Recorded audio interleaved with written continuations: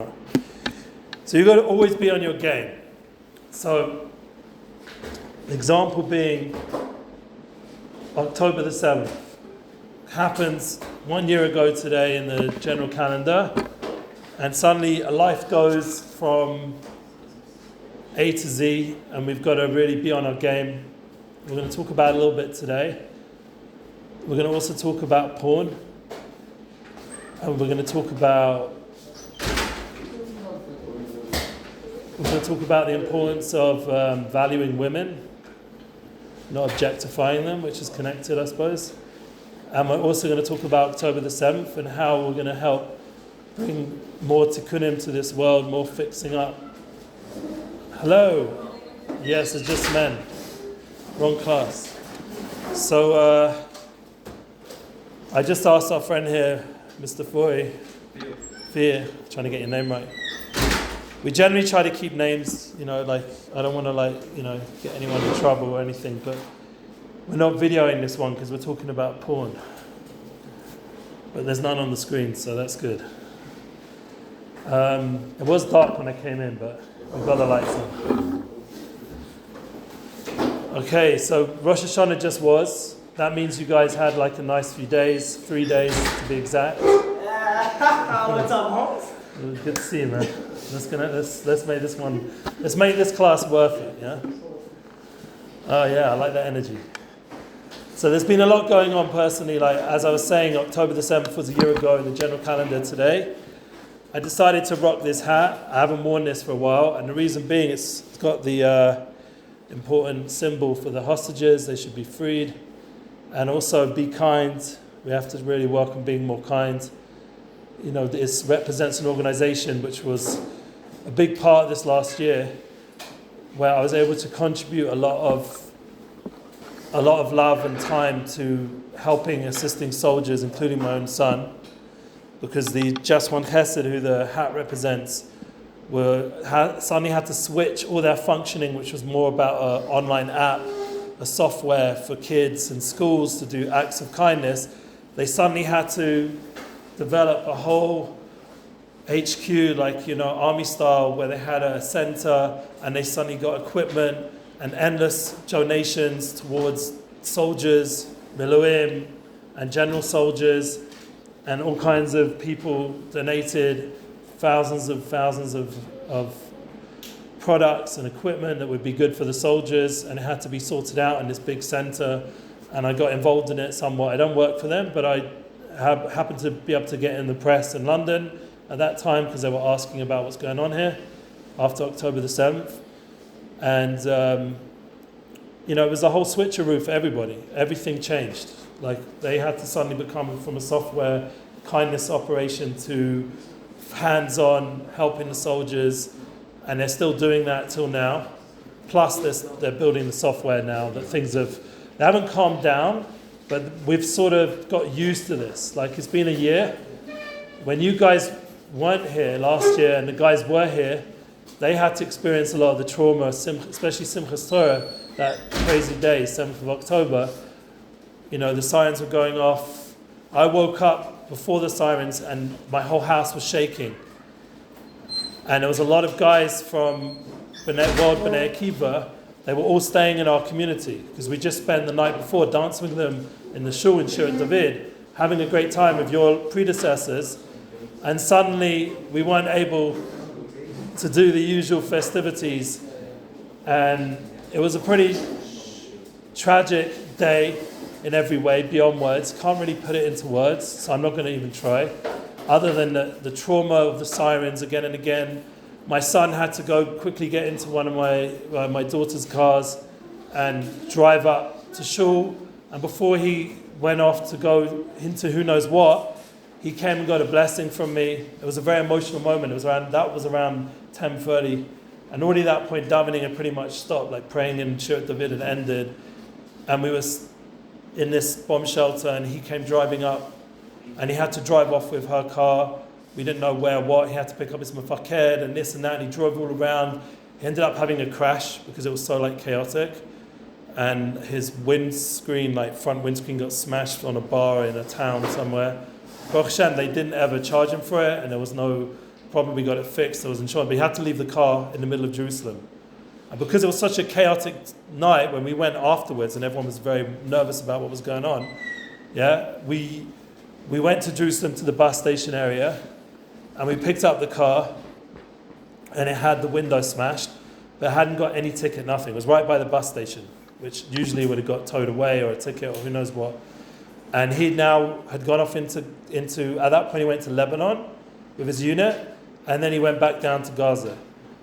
And he was only up for Lebanon for a few weeks, and then he was in Gaza for about 11 months. And then he's been now in the last few weeks in Lebanon, or the last week or so, and he was part of that famous story that was just in the news now, where they uncovered tunnels and armaments. His Mufakir actually was in one of the houses and uncovered the tunnel, and they, that was potential October the 7th, God forbid, again in the north, that they were planning to do, and they discovered brand new weaponry and all kinds of terrible things that they had ready in the tunnels there.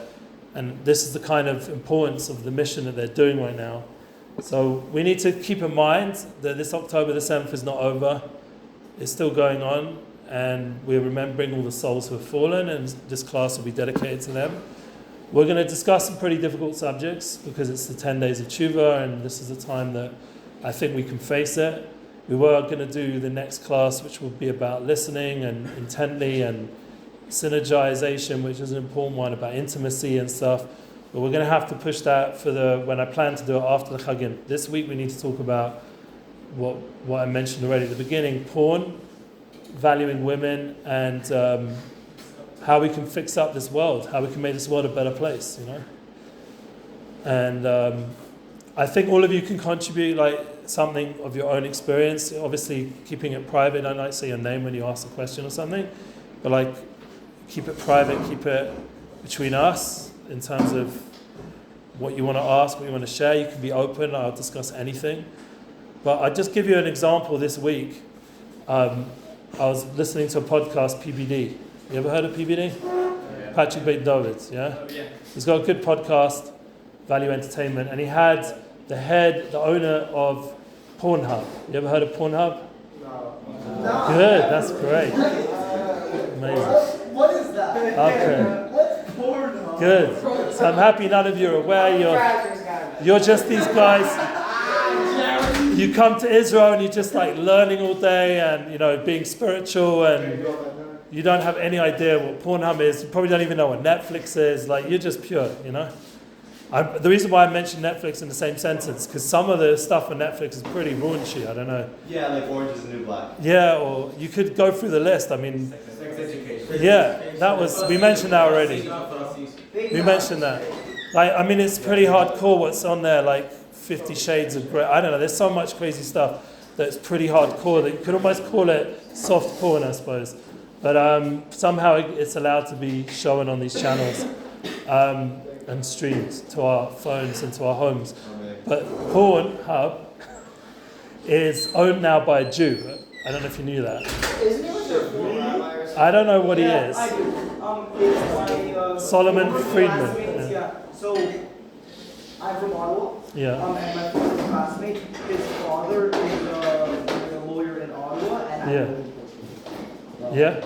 He owns Pornhub? Solomon Friedman. And he's a rabbi, yeah.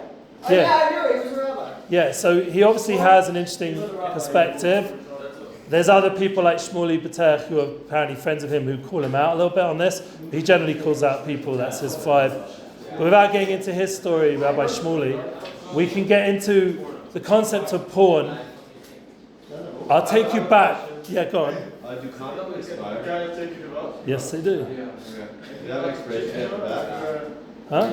Usually assume there's an expiration date. It's an expiration. Yeah. I've had an experience where I had an expired condom. I mean, we might as well get into it. With that story I told you about Prince William's party girl, you remember that? Yeah. So I mean, it wasn't her. She just happened to be there. What did you do? And the condom did expire, and it broke. Yeah. So I wouldn't use expired condoms. Why? Which part? I know, You got a kid just wandering around? No, I checked. Don't worry. You're saying that Yeah. he sounds okay. No, his if we're going to mention him, we'll just say I know his son. his outlook is that porn is actually not okay, and the only place where intimacy should be is in the marriage, and he gives you all kinds of tools to enhance that relationship, which maybe some rabbis would think a little bit, on the edge or off the edge. And he wrote that book, kosher sex, this, that. Yeah. He's not into porn. Now I tell you, we're going to get into porn. Like I personally grew up in the 90s, where our porn was either magazines. If you were lucky, in that world, like a CD or maybe a late night thing, or like eventually we had, eventually they got satellites, so you could somehow access it. Like it was very hard to get hold of unless you went out of your way or you bought a magazine. Or you had to go to the stores. It was something that you had to it was available, but you had to go out your way. It wasn't on your phone, yeah? It wasn't on the TV, it wasn't on Netflix, it wasn't just anywhere. Now, obviously, Pornhub, what they've done is they've created like a lot of levels that maybe it's easy to access. Personally, I've never tried. Or OnlyFans, I don't know. But this kind of stuff potentially is above 18. It's adult entertainment. That's the first boundary that the general world, and this Solomon guy who owns it now is very strong about protecting the fact that it's only meant to be for adult entertainment, it's only meant to be adults involved. Yeah? That's the first thing, which means above 18. That's the general consensus. Yeah? So that's one thing, just legally you have to be aware of. There's an 18-year-old level, consenting adults, obviously, and you have to make sure that that's the reality. I don't think in America you can get away with saying, I didn't know. That doesn't work, does it? No. So, yeah, what do you want to say? Thanks for being patient, Heather. Yeah. What is your go-to search? Me too, my go-to search. No, so personally, this is where I'm going to get into my personal story. When it came to porn, no. At some point I got very spiritually aware of what sex is. Like after the Emily girl, the whole story, and after, What'd you say? Oh, I'm going to get to it in a minute. I'm going to answer Odd-man. Yeah, so let's first get into the porn of the 90s where I was at. So once you're no longer into that vibe and you're not searching it out, it's not coming away so much, yeah? Now if you go to, like I said, Magaluf or one of these crazy like club towns or clubs or strip bars, you're going to find it, but you had to go out your way, yeah?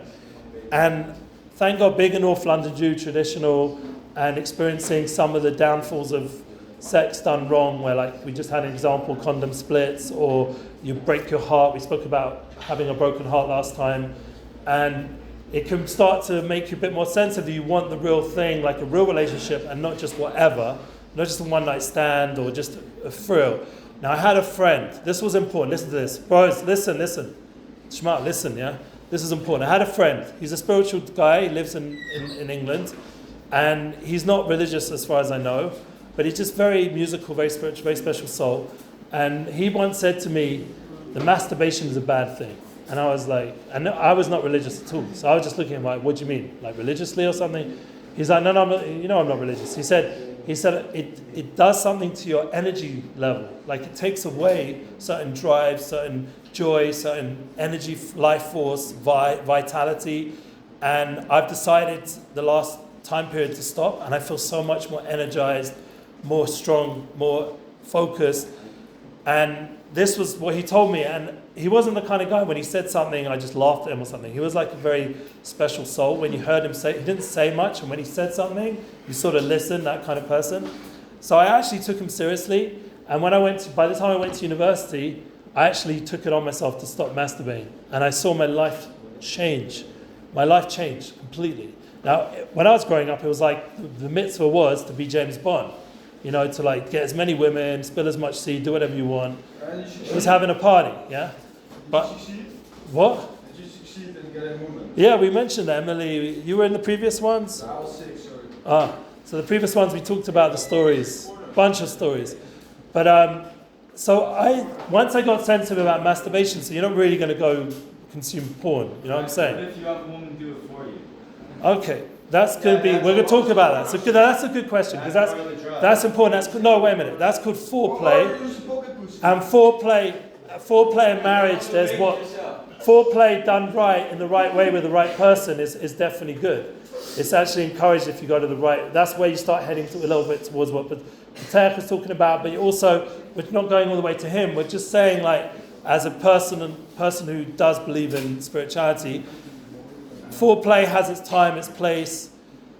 It's actually a part of the process if done right. And once again, it doesn't mean just relieving yourself, because one of the things what happens if you just go all out on the foreplay, then generally most men, unless you're like on some Viagra or some crazy drug, most men are not going to be able to just keep, being able to perform after the foreplay, during the sex, after the, most men, once they've sort of done the mitzvah, or done the deed, or whatever you want to call it, ejaculate, or however you want to say it, then they're no longer so motivated. That's generally most men. All right, there are some exceptions, I'm sure, and maybe there's like Viagra and other stuff you can do, but we're not encouraging it. I'm just saying, like, foreplay is an important part, but it has to be done with a certain self-control. And this is something we're going to mention again and again.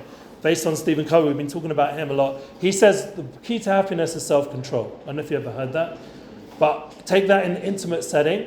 If you want a happy wife, you have to be able to have self-control. If you want to have a happy woman, you have to have self-control.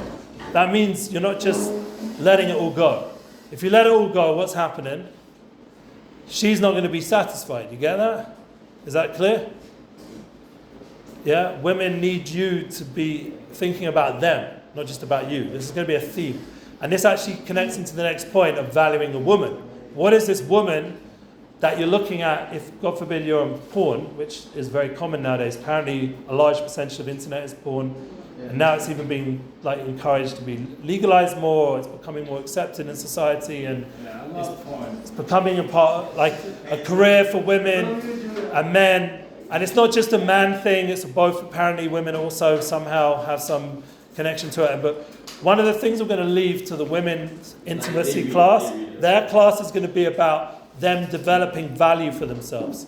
That means them developing the self-esteem and the value that they have within themselves to not create a situation where they're just going to become what you guys would call either loose or desperate, or all these kind of things. That's going to be their job, to develop that self-esteem and value, and now we'll discuss that with the women class. It's not for us to discuss. For us, it's to discuss how do we value them. Yeah, a woman is not just an object. Yeah, she's just not someone, because if we're going to go there, then you guys actually will be tested in this, unlike previous generations or my time when I was your age. I didn't have this test, but you will be tested with sex objects, sex dolls. It's like much more intensely available than it was in my time, the stimulation. And so therefore, if it's just about the object, so you can just remove all the personality, all the intimacy in terms of relationship and all the responsibility, and you don't need a woman like the way classically we understand it, because you can find other ways, and it's coming. It's going to be coming very soon in all kinds of technological things that hopefully, I hope it won't come, but it's pretty much inevitable in terms of the commercial interest. We can see it's a massive business. What was the most successful business during Corona, other than the masks and the vaccines? Amazon. Yeah, Pornhub. Yeah. That too. That as well. So that had massive business. It's professionally produced porn, yeah, on videos and YouTube style, but porn. It can also be home studio, and the point is it's become. I'm not encouraging it here. The point is that it's become a reality, and we have to be open to discuss reality. When I was in yeshiva, when I went up to a rabbi in a program and I said, I'm having challenges with girls, the rabbi there said to me, just go learn more Talmud. Yeah, which that didn't work. But that was his answer to me. He wasn't willing to address it so much. He wasn't willing to discuss it. Now, thank God I didn't just stay with that.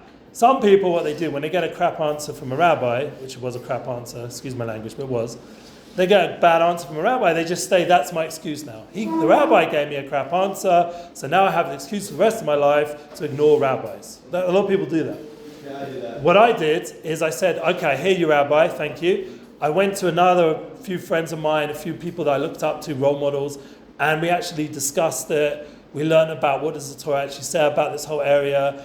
I became a little bit of not an expert in it, but enough to be able to help me deal with those challenges of that time. I'll give you an example. I was on a plane, and I was still a good-looking dude back then. Yeah, things changed, but I was, in those days. And a girl, hit me on the plane, and she gave me a number, and, I really wanted to come back to here and meet up with her. And, the whole religious thing is, it would be a shidduch or whatever. But it wasn't. Yeah, it was just going to be whatever it was going to be. And my friend at that time was like, I don't know, I don't see that going in a good direction right now where you're at. And thank God I listened to him, because within a few months I found my wife. And this would have distracted me big time. She wasn't ugly, she was a beautiful blonde girl. It would have distracted me. Another example, I went back home and I had this intense desire to reconnect to my ex-girlfriend. The one I mentioned last time, the heartbreaker. Yeah? So I really wanted to reconnect her. But I was like, no, but I'm going to do it like Showman the Gear. I'm going to do it religiously. I'm going to do it the right way now. It would have been a disaster. And I had another friend who stopped me at that time. I always had the right people at the right time. Another story at university, there was this really hot girl in the Hillel house. And I was just like, you know what, I think she's the one. I'm going to hook up with her. And I was telling my boys, I found this girl. I'm going to get with her tonight. This is it. She sang at this club, and she was so turning me on, her singing and stuff. And I even played the guitar for her, so I was involved. And I was like, this is it. And just as I was about to hit on her, some guy from Aish Torah turned up, one of our old friends, and he just wouldn't get out of the way. He was just there all the time. And so then, so I was just, it cooled me down. By the end of the night, I actually realized I'm actually not so into her. Actually, now I'm cooled off a little bit. That's another thing. When you get really intense about a girl, you can cool yourself off. One guy once told me, I as part of working in these programs, I had a music studio. And one of the guys there was getting hit on by a bunch of girls from another program, and he was going to meet up with them. And then he started drumming. He went to the studio, I had a drum kit. Started drumming, I gave it to the program, and he's drumming away. And after about 3-4 hours, he just blew them off. He wasn't interested anymore, because the energy, the flow, the outlet that you need, that you often think needs to be sexually expressed, can be channeled in other ways. And this is going to be useful also in marriage, by the way. Don't think just because you're married or you've got this woman who's supposedly going out with you or committed to you, and you think that she's just going to be all the time available. That's just not how it is. If you've paid any attention to any of the stuff, the real stuff about what's going on out there, women are not just there for when we feel like it. I'm just telling you that. So therefore, you need to have lots of outlets and not think that sex is an outlet for when you're feeling that way. You have to find other ways of channeling that energy. And for me, personally, it's always been more about being more creative. So one of the things I did when I was feeling a bit tested in marriage, I would go out for a walk. Or I'm writing a book right now about souls. Or find some creative outlet. And I'm an older guy and I'm still being tested in this way, and you've got to find creative outlets. Now, when you're alone with the phone, you've got big problems, because the easiest option is to, as our boy over there said, just go to the porn. I'll give you the link. It's very accessible. But the difference, what I'm trying to help you understand, and this is where with the 10 days of Teshuva, that it does affect you. As I said from my secular friend, nothing to do with religion. It takes away your vitality to just constantly give into that feeling. Developing self-control will develop self-control for everything in life. I'm not always there personally, but so we can be human about it. But the more you have self-control with how you speak, how you treat a woman, how you value her, and especially with intimacy, it will upgrade your experience a million times, infinitely times. This is important to know that. A lot of people, they go the other way around. Why can't you just give me what I want? Why can't you just give my needs and everything will be cool? But what it does, it makes a woman lose respect for us. The women around here in this program, if you treat them like objects, they'll lose respect for you. It's not necessarily true. Some girls like to be treated like shit. Wait a minute. We'll get to that. It's a good point, what he said. Very valid. They find that attractive. No, very valid, very valid. There are some women, and it's unfortunate. And that's why I said it's the other class. They're going to have to and hopefully, or maybe some therapy or whatever it is to help them grow out of that state, because it can lead to a lot of damage for them personally. But and also the people they bring down with them with that journey. But the point is that each of us have to face facts that this is a challenge. This is not like going away anywhere. As I said, there's no real solution, no easy way out of just marriage or one girlfriend who you can just think you can get what you need, or porn. You say porn's a solution, but the problem is with porn, the dopamine, the experience you're getting initially will never be enough. It's like a drug. Because I worked in rehab and I've seen sex addiction. It's a real issue.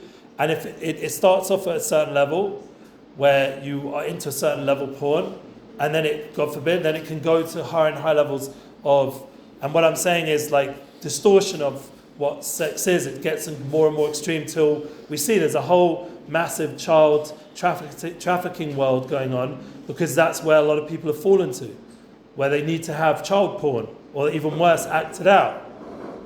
And this can really destroy someone's life. Yeah. Even adult porn uses a ton of human trafficking. Yeah, there is an overlap sometimes. No, it's like, it's like they bring these women from they don't bring them, they tell them in whatever country they're coming from, which is very, very poor country. Like North Korea, for example. Yeah, you could get a job in the US and you'd be highly paid, you live in the US or whatever, and they come and their job is to basically just be filmed while so that is unfortunately a lot of porn apparently is that. I don't know the exact figures and details, but that's one of the things Pornhub are trying to say. They're not like that they're only using people over 18. But if you listen to the podcast of Patrick Bay David, it's very hard for this Solomon dude to prove exactly how clear it is for sure, 100%, that it's not some distortion to that. Like you're saying, it's someone who was trained at a young age to do this, or even abused or forced to do it. And there's movies about it. It's being, thank God now, undercut. It was very undercover at one point. Now it's all being revealed how much child trafficking, how much the celebs, the people we thought like P. Diddy and all these people, how much they're with their, one of the boys I hanged out with was a guy called Shine. Yeah, Shine was one of P. Diddy's guys. He was signed up with Bad Boys Records. Yeah. Now Shine came to Israel and tried to get religious. Yeah. So if you look up New York Times, write Shine, Ellie Goldsmith, you'll see I'll come up on the front cover with Shine. Maybe not my picture, but the article.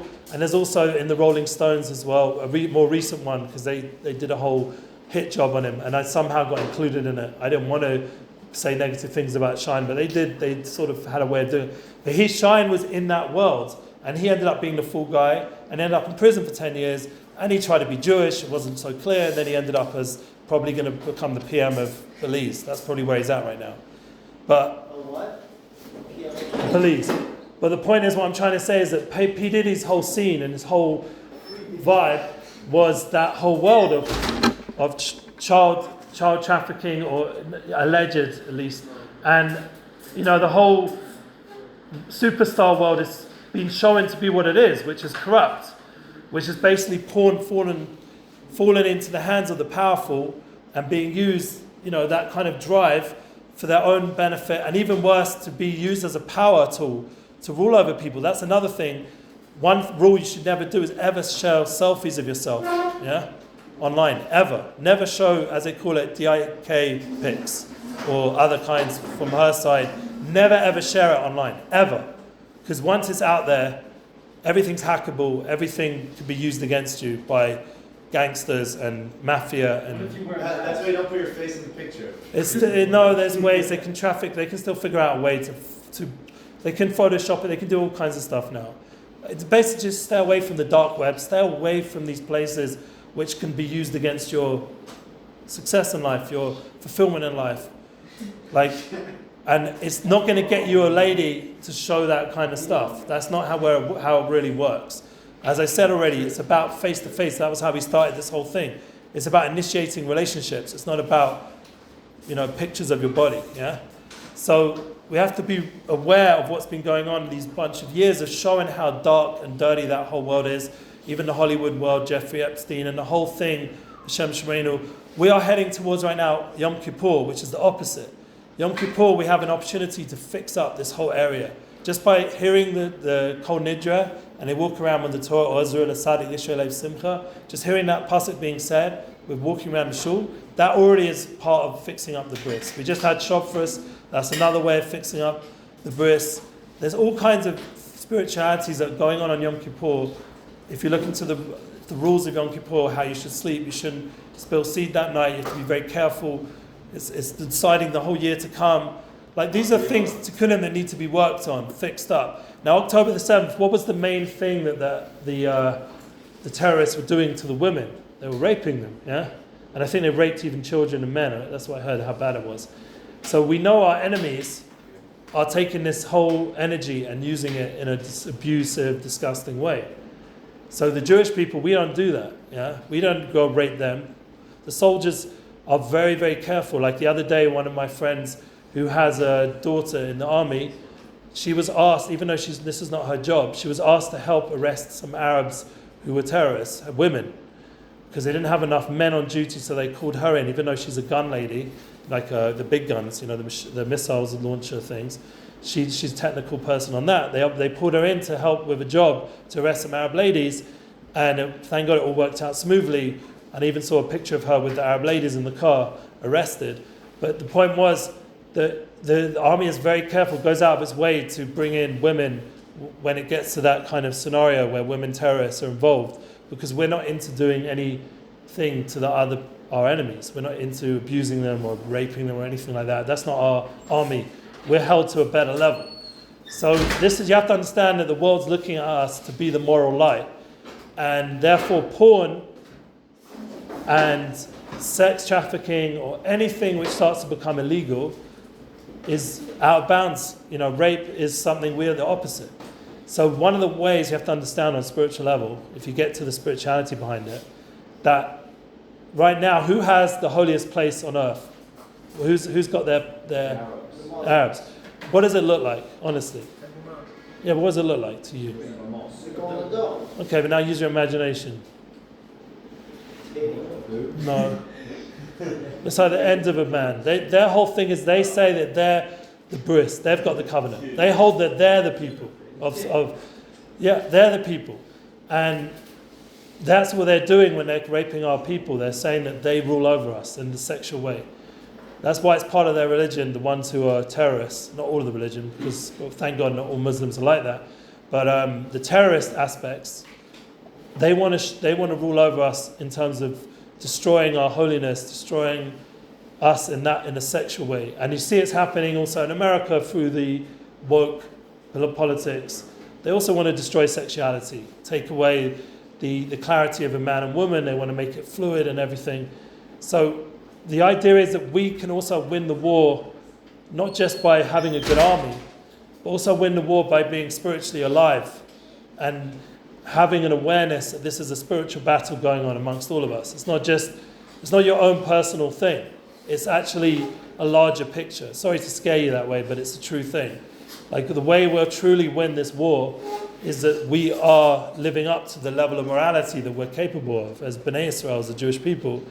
And we can be leaders in demonstrating to the world family values. So what happened with me?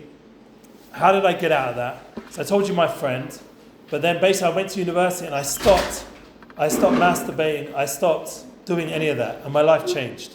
Like, the energy I had, the vitality, my sensitivity to being a good person and being more spiritually alive changed. Everything flipped out once I controlled this area. And remember, I didn't have a rabbi telling me. There was no rabbi lecturing me about this. I didn't have your program. There's no one to talk to. And even when I told you I went to Israel, they told me to learn more Talmud. Which, truth is, if you learn enough Talmud, you eventually find some of the clarity there. But you'd have to really learn a lot to get to those points which talk about this area. And at that point, I wasn't anywhere near that. So that wasn't so helpful. So I had to find people to speak to about this area so I could start getting a bit out of myself and be a bit more objective through other people's advice who are healthy and happily married or happily focused in that way. And it was a journey to get this, and it's still a journey till now. And as I said, there's certain times a year, Yom Kippur, where you're going to get the help spiritually. That, you know, God's not just going to throw you into the ocean and say, now swim, and there's like no boat, there's no life jacket, there's no methodology. You know, in the middle of the ocean, you've got to have a way to get out of this dangerous waters that we're all facing in this generation, with this over focus on sex and dopamine and masturbation and all this kind of stuff. You have to be able to get to a point where you're rising above it. Like you have ability to get through these oceans, to keep swimming, to keep afloat, because you understand what happens once you give in fully, and you can end up, and I've been in these rehabs with sex addicts, their life's ruined. Like, they're ruining, not completely, because there's always a way of recovery, there's always a way to go to heal, but it's a long journey. And one of the things is, if a person's had abuse in their life, they have We all have herpes, of course their life is ruined. not just that, there are sexually transmitted diseases, which is definitely a big consideration. But there's also, if you've had abuse or something that happened to you in your life, you have to face it. Because it will affect your marriage, it will affect you later on in life. You can't, like one of my guys I listened to, a guy called Lewis Howes, he was molested when he was a kid, and he didn't face it for a long time. Once he started facing it, it actually became his tool to heal, and not just himself, but others. It became a power that he was now, once he talked it out and was public about it and real about it, he was able to be in control of the abuse rather than the abuse controlling him. And this is a big transition that we can all make in this generation. Be aware that with women, if you're not valuing them, they might feel, and it's quite this generation where they might feel they're being abused by you on some level. And you don't want that accusation, yeah? Nobody wants to go through that. Like, I worked late at night at schools. I had a lot of boundaries when I was in all the dorms and stuff with the boys. They said, one boy who I knew he was an orphan, and he was adopted and had a journey in life and probably had some abuse. I knew with him, when he said to me, come sit on my bed, let's talk, Rabbi, no. I'll sit on this chair over here, the other side of the room, the door's open. Like, I didn't make it obvious, but I kept my boundaries. Yeah, and that's the kind of thing you have to realize with women as well. Like, if you're going to be sexually focused, you don't know what it could lead to. If it's not done with the right boundaries and the right consensual experience, and there's a level of trust. Like, it's not all party. Like, the movies and the celeb world make it look like it's all fun. But look what they're doing behind the scenes, the ones who are running all that whole industry. What's going on over there? So you're going to believe them to guide you in how to live sexually. They're going to be your guides. Look what they do to kids, or look what they do to tens and hundreds of women who come through their door because they have power. Like, so you're going to take them as the role models. James Bond is going to be a role model when look wow, he never gets married, he never settles down, never has any responsibilities. You know, he's not the role model. I thought it was, and there's an aspect of James Bond, like the sort of confidence. There's something good you can take it out of as being a man and being confident, but not to the point where you just every night another lady, and you know, it's just this whole sexual thing. Like, there has to be more to the experience than just the sexual experience. Otherwise, it's just very empty at some point. That was, for me, the main indicator that I was on the wrong path. It's how empty I felt. I don't know if you ever felt that. But if you're with a woman, you think, wow, I got what I wanted, but I'm feeling so empty afterwards. How does that work? That feeling of emptiness, and you can't really fill it with anything. That's the whole idea of the drug world. You create this space inside of you, so you keep needing to feed it and fill it up the space until more and more, until you get more engaged in the sex or the drugs or the rock and roll, whatever it is, and you know, the gambling, whatever it is. And the whole recovery world now has to teach you to fill that space without doing the addiction, and to give you a higher power that's going to help you out of this, because it's such a powerful energy, it's such a powerful draw. Look, everyone knows how powerful it is, because as I said, yeah, these industries are the biggest money makers, yeah? They're making the most money, and they're getting the most eyeballs. So it's obviously a power. But just because the general world is, just like right now, Israel's not listening to the general world with a war. If they were, we would not be in Lebanon, yeah? And what my son discovered up there with his unit, a whole tunnel filled with equipment to make another October the 7th. And we're listening to the world. Yes, America. Yes, France. Yes, Western countries who are meant to be our friends. We'll listen to you. And we'll just listen to you. And what will happen, like happened October the 7th, God forbid. They'll come in, they'll go through the tunnels, they'll have even better equipment than Hamas did, much more organized army. And they won't just rape, they'll kill, they'll take over territory. It would have been a nightmare. Instead, what's happening, we're going in there and we're preventing this from ever happening again. But that's because we're not listening to the world. So the world is not a proof that something's right or wrong. We have our own, thank God, guidance of what's right and wrong. And the more the Jewish people are listening to it, the better off we are. We have our own moral guide. I mean, you're in a place that says, Jewish peoplehood, You read it to me. An informed and active sense of belonging to the Jewish people. We have to understand that even though we're olami, meaning we're global, that we come from the world and we have respect and appreciation for what the world's given us in this time period. They've been much more welcoming to our people, and we've able to live in peace somewhat. But we can't take their value system. We can't how to build Israel. So too with the morality. We have to establish a more elevated approach to this. And I think that all of you deep down know that's true. And deep down know that you'll get more fulfillment if you can make real relationships. So we're going to, in the future classes, get more into practical steps. But the concept of porn and not valuing a woman, there does need to be some sort of tshuva, some sort of fix, some sort of tikkun olam for our people. We don't just have to, just because it's on our phone and everyone else seems to be into Netflix, everyone else seems to be into this, all the trends, we don't just have to follow trends. We can create our own boundary, and it's really going to have to be up to your own personal choice on some level, even though we will be influenced by what's going on around us. But it's going to have to come from our own personal choice. I chose it myself, and no one persuaded me. No one gave me information other than a few friends here and there. You have to make the choice, and you have to be honest with yourself and honest with the person. If you're already in a relationship, you have to be honest with this person. How's it affecting her? She's also a person. She's also got feelings. She's also got needs.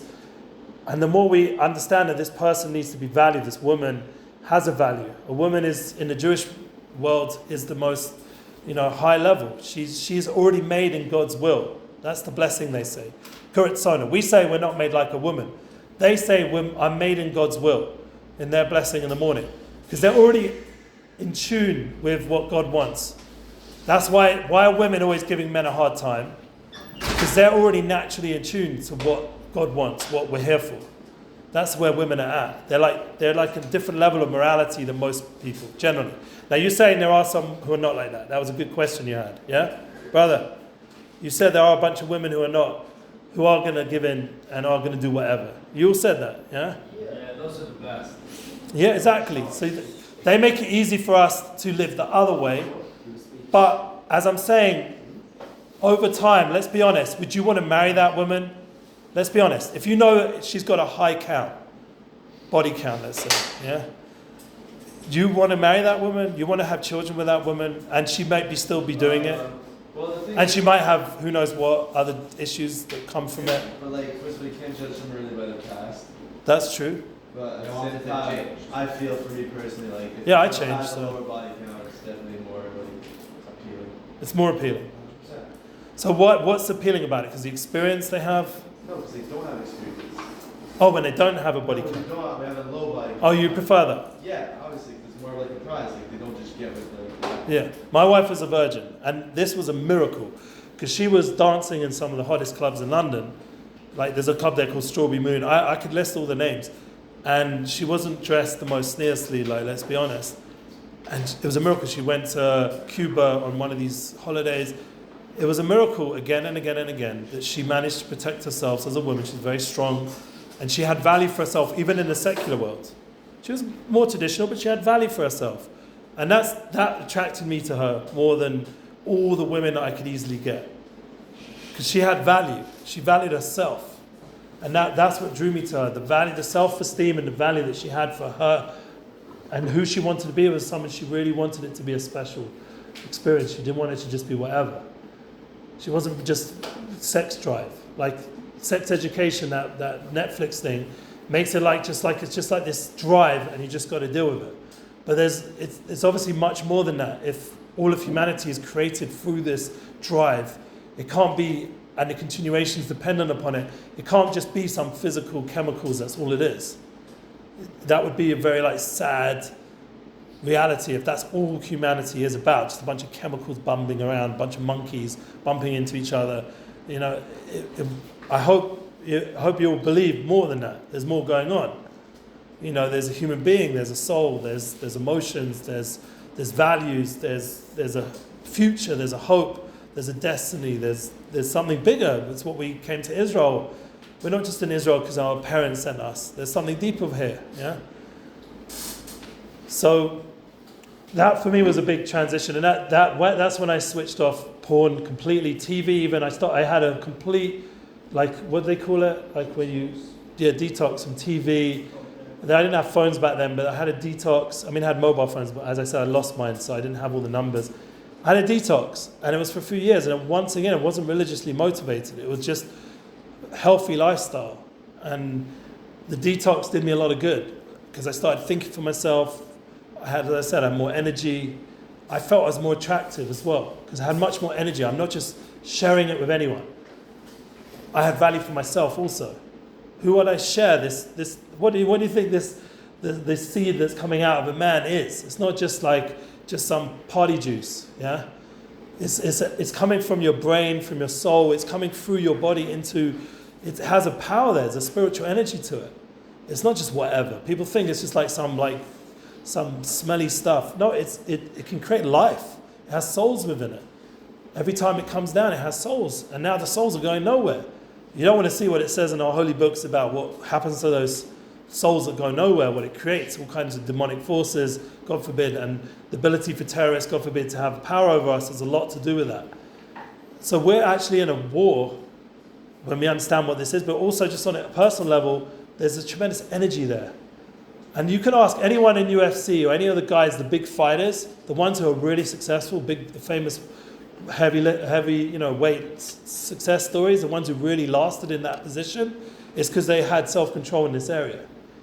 Every big athlete knows you have to have self-control in this area if you really want to dominate the sport. You really want to dominate in business, you have to have self-control because all the people that sell out and just play around is catching up on all of them now. Or they're working for the devil, the other side. So the only reason they've got success is because they sold their soul, literally, like P. Diddy. Or they're being controlled by other people because they've got power on them because they've done this with this person, that with this person. They've lost power of their life because of this intimate energy used wrong. And we hear it all day in the news, no? All these people who are now vulnerable and will be held accountable now. That's the amazing thing. Everyone's being held accountable. No one's being protected anymore. So we're in a different time. So for your own just personal benefit, it's worth working on this area, not just being subjugated by this physical need and this drive. You want to conquer it on some level. Yeah. All these people that are like the ones with the services who Yeah. are embarrassed about these, not the child porn ones. Sure. Obviously they should be embarrassed and criminalised for that. Sure. But when they're just cheating on their wife or having loads of girlfriends and this, that, and the other, well, you're saying that as if they should be embarrassed. Like if you can still have value for yourself and still sleep with. Oh, so there is a whole like I grew up North London, Jewish world, yeah, which you probably do also, yeah. So there's like a whole society, a secular society, or modern Orthodox, where you can sort of live that way, and it doesn't seem to ever backfire. Like meaning these people have nice homes, their marriages somehow get through it, or whatever, or it doesn't affect their marriage, they get married later. No, I'm not saying Meaning they have good lives, seemingly, as a secular person, and it doesn't seem to not be in control of that area. Like I asked my friend the other day, he's not able to be with his wife right now because she had a disease, that wouldn't allow it. So he says he goes and masturbates in the shower when he feels the need because he can't be with her. So he's not going to go with other women, but he'll just release, like listen to Rogan. Because there's nothing wrong with releasing. He's all into it. Yeah, there's obviously levels of understanding what this energy is and how to use it. And Rogan's a very successful person, but once again, he's not Jewish, so maybe he doesn't have the soul level that we have in terms of the sensitivity to it. But it's all about your own personal levels of sensitivity to spirituality. Because if you look at, for example, Yom Kippur, which every Jew somewhat pays tribute to, everyone goes to shul pretty much and fasts pretty much. It's the day. There's a reason to that, because it's connected to a very deep part of the Jewish soul that has an understanding. For example, one of the things you're not allowed to do on Yom Kippur is sleep with your wife. Yeah, and there's a lot of rules around that on Yom Kippur. You can't definitely sleep with anyone else. So and even what we read on Yom Kippur about Arias, messed up relationships with women and all these other things that go on. We read about it on Yom Kippur. We know that there's a essential spirituality that exists within us that has a level that's elevated. That wasn't what I was saying. So I'm saying let's say I go around like fucking people and like people find out I don't care because I have enough value in myself. I'm not going to go sleep with someone random. So you're going to choose carefully. But that's the North London world. It's selective. It's selective. It's you're with someone who's quality. But we didn't talk about this so much. But when you're with a woman, what are you doing? We'll get into a bit more down the road. No, I think next time we meet, we'll talk about it more. It's one of the things we'll discuss. Remind me, the idea of downloading your das, if you know what that means. If you ever, I'm all the time working on marketing. Like Baruch Hashem, I work in the music business. We've got Nissan Black, by the way, if anyone wants to come, speaking at Shirat David in a frat. He's speaking Wednesday night, the rap artist I work with. I'm always working with all kinds of people, and you have to download all the time pictures and schedules, and you're constantly downloading from your phone or from online. You're down from the cloud. You're downloading to the hard drive. So this is when you're with a woman. You're downloading your energy, your das, your mind, your personality into this lady, and it has an effect on her. It has an effect on you. You both affect each other in a deep way. That's really what's happening. There's a downloading of it. It's called das. Knowledge. It's a moment of knowledge. That's what the Torah calls it. Knowledge, intimacy, of getting to know someone in the most intimate way. So the only problem is if you're going around doing this all the time, even if you can do it like you're saying, the more like secular, more orthodox way, where you feel, I don't know if more Orthodox agree with it, but even secular, where you don't feel like it's taking away anything from you, but something did happen in a profound way. Of all the different things I'm explaining, there's a profound connection take place with this person. And you have to really look at, is this person who I want to have that profound experience with? This is the problem. It's been so cheapened and made into something that's so just purely physical, purely animal, that we've lost the understanding for what a profound power it is. Surely you can still understand something and then disconnect from it and compartmentalize your feelings. For example, let's say... That's a very English way of doing things, but I understand. Let's say I go around fucking whatever, and I'm also very spiritual. I'm going to say, okay, well, I understand that. Also, I don't care so much, and I'm going to put that. Well, I had a lot of friends over the years who speak. They're very clever guys, cool guys, successful guys. They look great. They look like they've got the best lives, and they all try to do that on some level, where they'd be spiritual, put tefillin on once in a while, and go to shul and have a connection. And now with the war, they're maybe a bit more connected, but then they're also not married, still having fun, still sleeping around or whatever.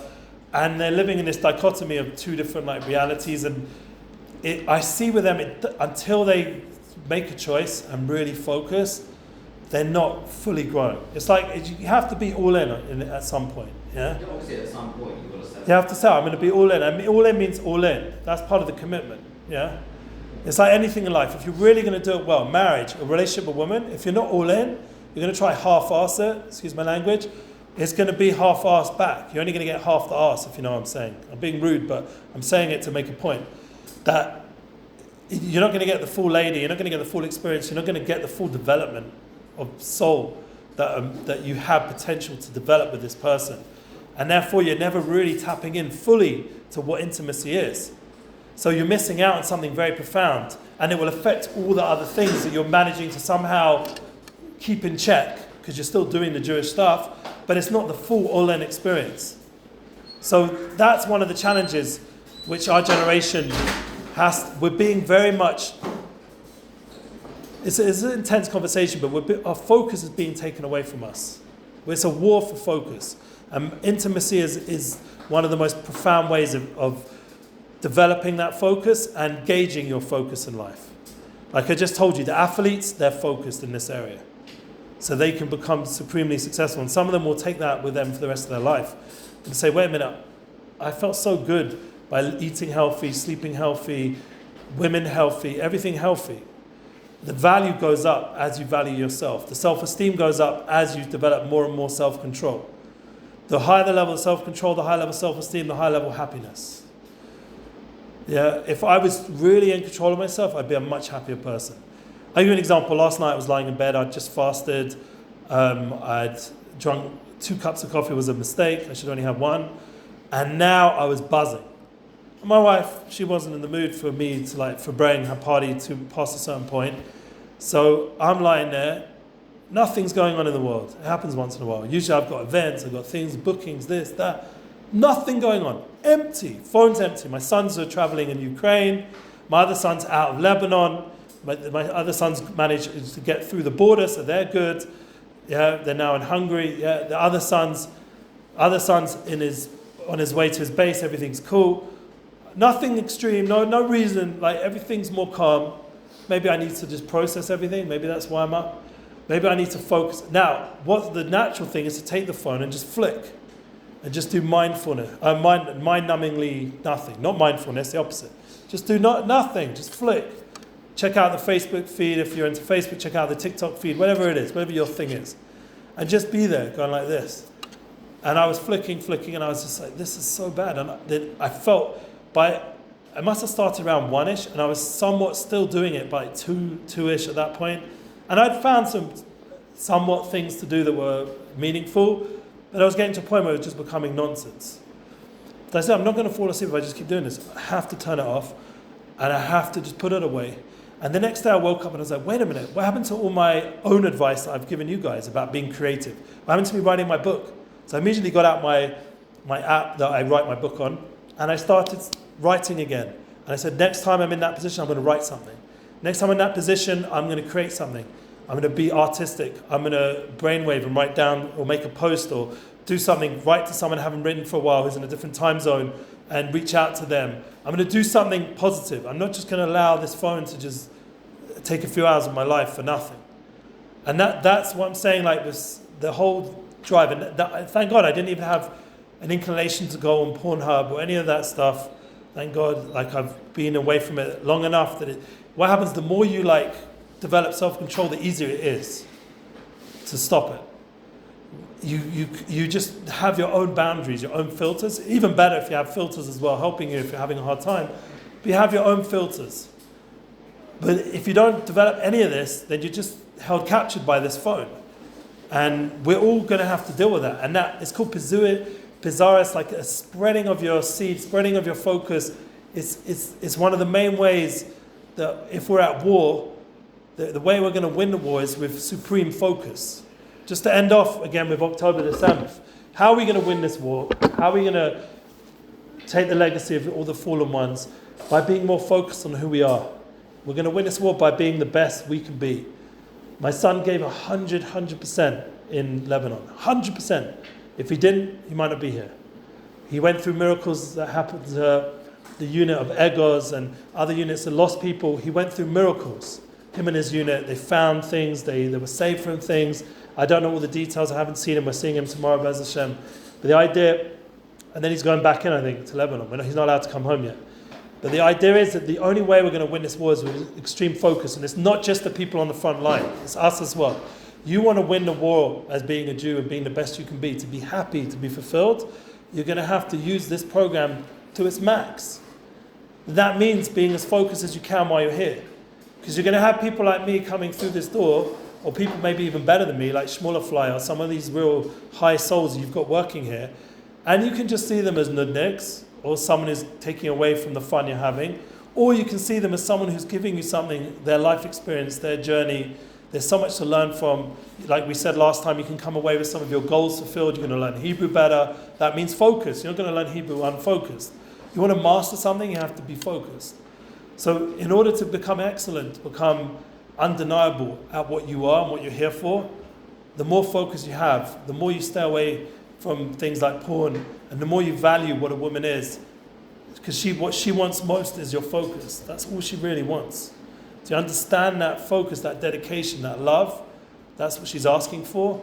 You get that down, you have fulfillment in marriage, or relationships, you have fulfillment in your personal self-esteem. It's a different lifestyle, and it's really a big key to success in our generation more than you realize, because you'll become excellent at things. You're always going to be that much more focused in business, that much more focused in schooling, that more focused in relationships. Everything will go up at another level. And it really all connects in with intimacy is a very powerful way of gauging it and developing it. And you have to understand there's a whole industry out there trying to take you away from this. It's a war. It's a war with the wokesters. It's a war with the internet. It's a war with our neighbors. It's a war, man. It's a war with ourselves. And and we are going to win it. Ultimately, the good news is we're going to win. We're not going to stay in this broken feeling of I can never overcome this. We will win it. People have gone through rehab with the most crazy addictions, and then they've become superstars in helping other people. And they never went back to that lifestyle. Yeah, we'll end off with your question, and that'll be the end of the session. Personally, Yeah. I get what you're saying. I think that Yeah. it's a very hard thing to quit. Personally, I've quit porn for a while now and quit masturbation. Yeah. And I mean, listen, are there certain things that are better in my life? Yeah, but I mean, I don't know. I definitely don't the urge to do all these sexual things and whatnot. There's just no outlet for it now. All right, so that's a problem. Not your problem, a general problem. That the program or whatever it is needs to make sure it's giving you outlets. Like I said, the guy on the drums, if you drum for 3-4 hours, you go to a gym, you do activities that channel that energy, or you find what you personal outlet, like for me, writing a book, being creative. I exercise a ton. Listen, I want to be a soldier. I exercise a ton. I run every day. I do the books and whatnot. I don't know. It doesn't So being a soldier is a tremendous channel of this energy, I think. I think it's actually a good thing that men, if they're not going to be able to control that area and their lifestyle, a lot of my son's friends they're respecting him a lot, who are not in the army, they're respecting him a lot because they see that he's become a mensch, he's become responsible. Whereas they're still, some of them are waking up, thank God, are still with the drug deals and the one night stands, and they're starting to look at him and say, wait a minute, he's doing something that's supremely beneficial for our people. And that gives a lot of self-esteem and purpose, So they're starting to look at that and be respecting it and understanding that they want that on some level themselves. So yeah, you have to find the outlets. You have to figure out what it is to channel that energy, because once again, even in marriage, you're not going to just be able to, when you want, get the outlet. It's going to have to be when she wants. And you're going to have to do the moves, and we're going to talk about that, the preparation to get her in a state where she'd want to connect with you. But the thing that she'll respect is you have that self-control.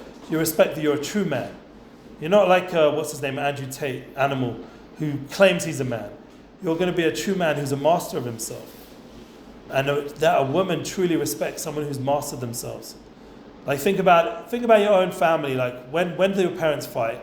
Bottom line, when the father's just not controlling himself. He's just lazy mood, angry, pissed off, takes it out on the family, and then that's when all the fights. Or he's not focused, he's never around, whatever, he's gambling, whatever it is, whatever men do. And that's when it all starts to escalate. So we got to realize that harmony in the house is very connected to this whole area of focus. And if we're living a secret lifestyle away from our person, we're not even secret about it. Some people nowadays, I don't know, there's this whole polygamy thing, and it's an open marriage. Yeah, all this kind of stuff. They claim it's working. I don't see it working. And the true therapist will say the only way it will work, is how we began this whole class, is you have to bring that kind of energy you're looking for out there. You have to somehow find it in your marriage. You have to develop it, use tools. We'll talk about some of them. Be creative in your marriage. Don't be boring. Well, your wife, you're bored, you can't be bothered, no energy. Your soulmate, you can't be bothered with. But all the other women, you're ready. You're fully dressed, fully in full pimp mode. No, use that energy for the person who really deserves it. She's the one who really cares about you and will be loyal to you. Now, when do they not be loyal? When do they get messed up like we had before? Brother.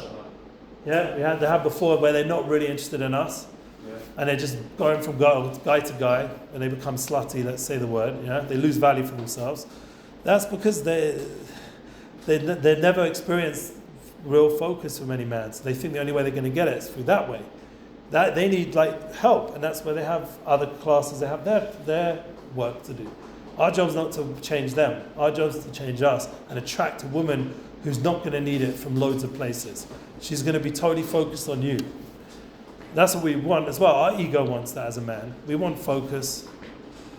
Yeah. So it has to be some sort of mutual, relationship. It can't just be it's all about what I want. Yeah, so we're going to discuss that more and more. That's going to be the coming sessions of how to get out ourselves a little bit.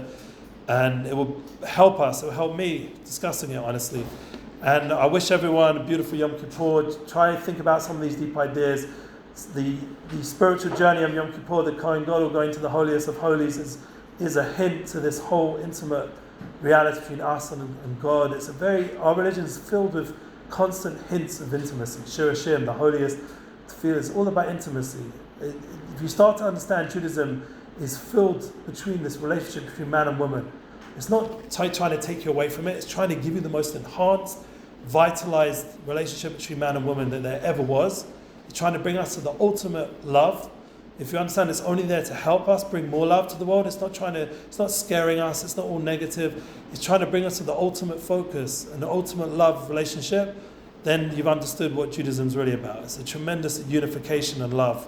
And that's what we have to experience on Yom Kippur, because we're detoxing, we're doing a detox from all this stuff. I have a friend who doesn't keep anything Judaism really, but Yom Kippur, yeah.